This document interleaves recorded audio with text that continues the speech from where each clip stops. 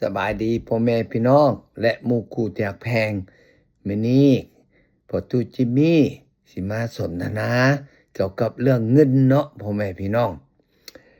มีเพลงหนึ่งข้าพเจ้ามักฟังหลายชื่อเพลงก็แม่นเงินนี่แหละเพราะว่าหยังเนื้อเพลงน่ะมีความหมายหลายเพราะว่าพ่อแม่พี่น้องเพลงเริ่มต้นก็เงินเป็นพระเจ้ามนุษย์ทั้งหลายเงินเกิดมา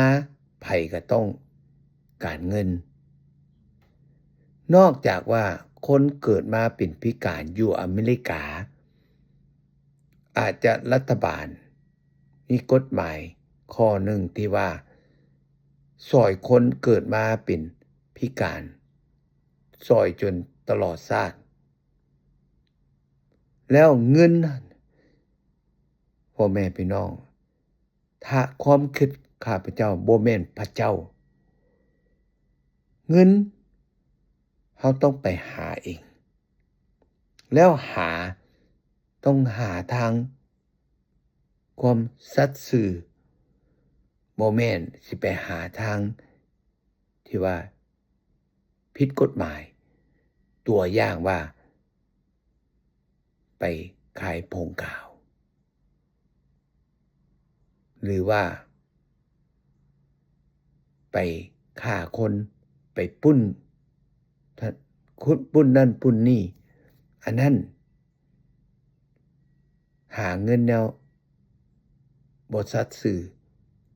สุดท้ายก็ได้ใส่บาปใส่กรรมพ่อแม่พี่น้องหรือว่าติดคุก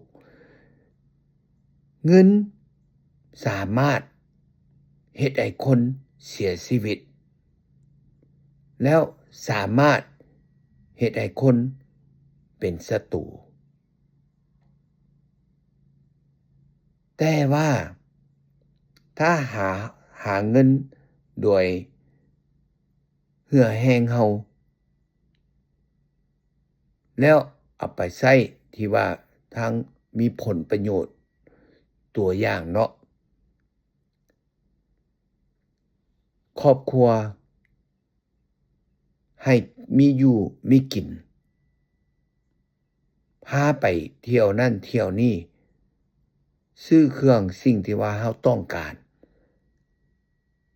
พาให้มีความสุขตนเองและครอบครัวถ้ามีเงินอย่าสู้ไปใช้ทางทั่วทีปพ่อแม่พี่น้องตัวอย่างไปเล่นการพนันบ่หรือว่าเฮ็ดสิ่งที่ว่าผิดกฎหมายอันนั้นบ่คุ้มค่าพ่อแม่พี่น้องถ้าเป็นไปได้หาเงินนี่เก็บแหน่อย่าสู้มีแต่จ่ายเก็บย้อนว่า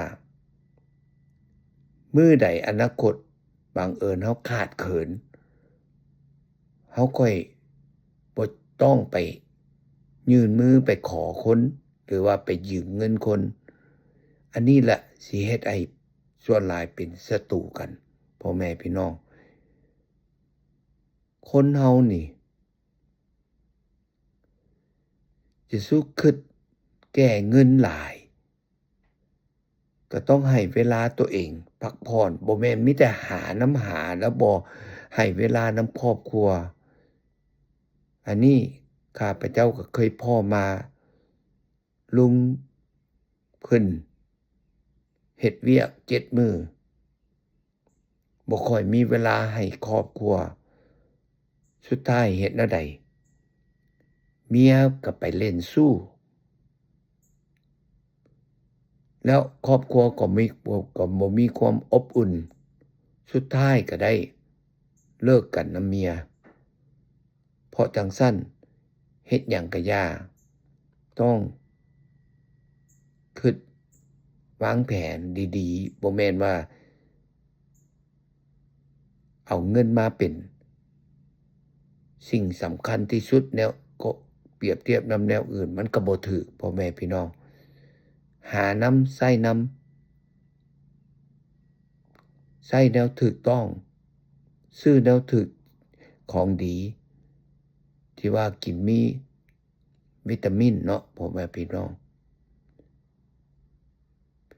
ขอจังซั่นข้าพเจ้าอยากมาแบ่งปันความคิดความเห็นว่าเงินนี่แม้นคนเราเกิดมาเป็นมนุษย์ก็ต้องเงินแต่ว่าต้องใช้ไปทางถูกหลักถ้าเป็นไปได้ก็เอาเงินไปช่วยคนที่ว่าขาดเขินทุกข์ยากอันนี้ล่ะสิได้บุญหลายพ่อแม่พี่น้องบ่แม่นแต่เห็นแก่โตโอเคพ่อแม่พี่น้องถ้าเบิ่งคลิปตัวนี้ถ้าคิดว่าพ่อตู้จิมมี่เว้าถูกต้องก็ขอแบ่งปันคลิปตัวนี้ให้คนอื่นเรียนรู้โอเคขอบใจพบกันโอกาสหน้าบ๊ายบาย